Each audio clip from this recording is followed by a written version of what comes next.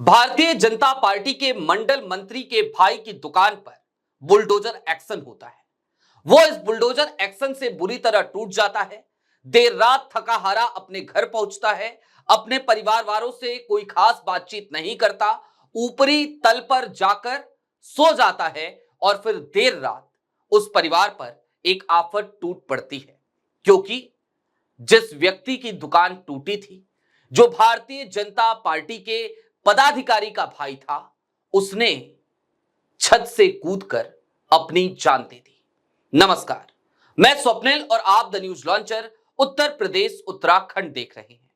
योगी बाबा और उनका बुलडोजर। चुनाव प्रचार में जहां जहां भी गए योगी जी, बीते विधानसभा चुनाव में कई जगहों पर हमने देखा कि बुलडोजर लाकर उनका स्वागत किया गया। हालात ये कि योगी आदित्यनाथ के साथ प्रतीक के तौर पर बुलडोजर को जोड़ दिया गया। मसलन ऐसा लगने लगा जैसे भारतीय जनता पार्टी का चुनाव चिन्ह भले ही कमल का फूल हो, लेकिन योगी आदित्यनाथ के लिए तो जो कुछ भी है बुलडोजर ही है।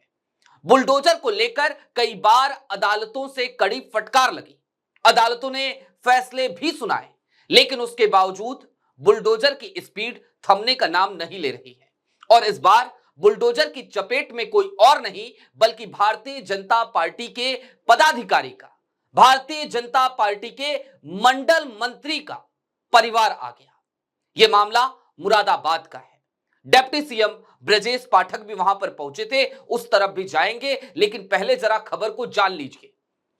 बुलडोजर एक्शन होता है और यह एक्शन होता है एक फल की दुकान पर।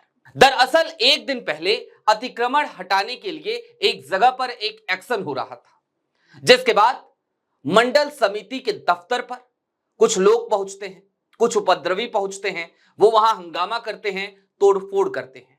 और अगले दिन उत्तर प्रदेश प्रशासन न आओ देखता है न ताओ, बुलडोजर उठाता है और निकल पड़ता है।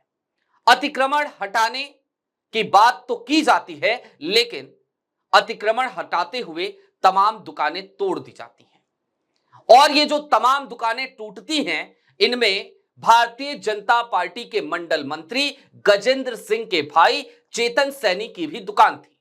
उस दुकान पर बुलडोजर चला, दुकान टूट गई। जाहिर सी बात है, रोजी रोटी का एक सहारा था। और इसके बाद चेतन सैनी थके हारे देर शाम अपने घर पहुंचते हैं। परिवार वालों से कोई खास बातचीत वो नहीं करते।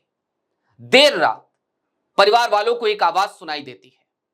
वो जब जाकर देखते हैं तो पता चलता है कि चेतन सैनी ने छत से कूदकर अपनी जान दे दी है। उसके बाद से यह भी देखा जाता है कि चेतन सैनी ने यह कदम उठाने से पहले सोशल मीडिया पर एक पोस्ट भी करी थी और यह भी बताया था कि दरअसल इसके पीछे की वजह क्या है। वो अपनी दुकान के टूट जाने से खासे परेशान थे। परेशान वो इस बात पर भी थे कि दुकान टूटी, लेकिन उन्हें कोई सूचना नहीं दी गई। पहले से कोई सूचना नहीं मिली थी। बुलडोजर अचानक पहुंचा था और बुलडोजर जब पहुंचा तो उसके बाद से चेतन सैनी के पास इतना भी वक्त नहीं था कि वो अधिकारियों से बात कर पाते, वो कुछ समझा पाते, वो कुछ कह पाते। बुलडोजर गरजता रहा, दुकान टूटती रही।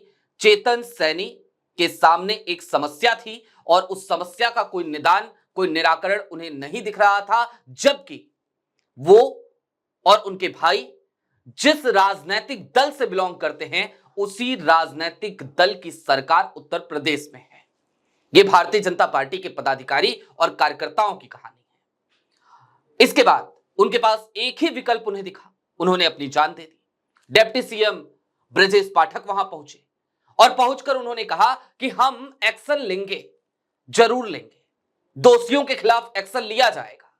लेकिन यहां से कुछ सवाल जन्म लेते हैं और मसलन पहला सवाल जो हमारे मन में आता है वो यही आता है कि यदि भारतीय जनता पार्टी की सरकार में भारतीय जनता पार्टी के पदाधिकारी ही इस तरीके की प्रताड़ना झेल रहे हो, इस तरीके से प्रताड़ित हो रहे हो, बुलडोजर उनके ऊपर चल रहा हो, तो फिर इसे क्या ही संज्ञा दी जाए। बहरहाल आपकी क्या राय है हमें कमेंट बॉक्स में जरूर बताइएगा।